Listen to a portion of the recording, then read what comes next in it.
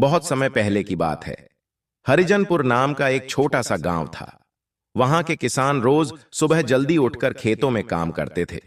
लेकिन गांव में खुशियां नहीं थीं, क्योंकि वहां एक जालिम जमींदार था, अमर सिंह। अमर सिंह के पास बहुत जमीन थी, बड़े बड़े गोदाम थे और उनमें किसानों की मेहनत का अन्न भरा रहता था। लेकिन वह बहुत लालची और कठोर दिल वाला आदमी था। गांव में हर कोई मेहनत करता था, पर जमीन का मालिक कोई नहीं था। उन्हीं गरीबों में एक था छोटू, उसकी पत्नी ममता और उनकी बेटी अनु। छोटू ईमानदार किसान था और उसकी बेटी अनु बहुत समझदार और पढ़ी लिखी थी। एक बार छोटू ने अमर सिंह से जमीन मांगी कि वह खेती करना चाहता है।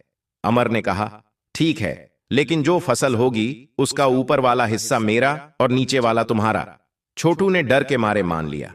उसने मेहनत से मटर की फसल बोई। जब फसल आई तो अमर ने कहा, ऊपर के मटर के दाने मेरे, नीचे के पौधे तुम्हारे। छोटू कुछ नहीं बोला, पर बहुत दुखी हुआ।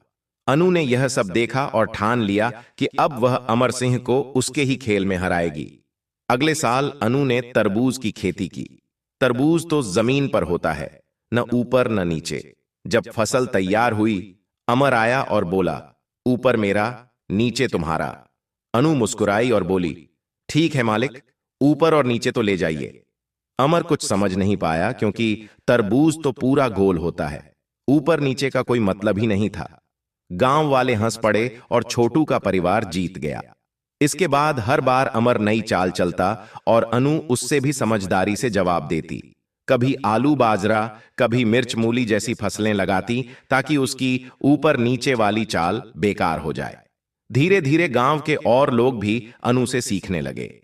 अनु ने उन्हें सिखाया कि कैसे फसलें बदलकर साथ मिलकर खेती करनी चाहिए, ताकि कोई धोखा न दे सके। उसने शिक्षा शिविर और सहकारी मंडी बनाई, जहां किसान अपनी फसल खुद बेच सकें। अमर सिंह को यह सब पसंद नहीं था। उसने अफवाहें फैलाईं, पर अब गांव वाले अन्नू के साथ थे। उन्होंने अमर के झूठे कागज और फर्जी दस्तावेज पकड़े। गांव के एक पुराने वकील राघव ने सबके रिकॉर्ड जांचे और साबित किया कि असली जमीन किसानों की ही है। अमर की चालें सबके सामने आ गईं। अमर सिंह आखिर में हार गया। उसने सबके सामने कहा, मैंने गलती की, अब मैं सबकी जमीन वापस कर दूंगा और माफी मांगता हूं। अनु ने कहा, माफी पहला कदम है, पर आपको नुकसान की भरपाई भी करनी होगी। अमर ने वादा किया कि वह ब्याज और जमीन दोनों लौटा देगा।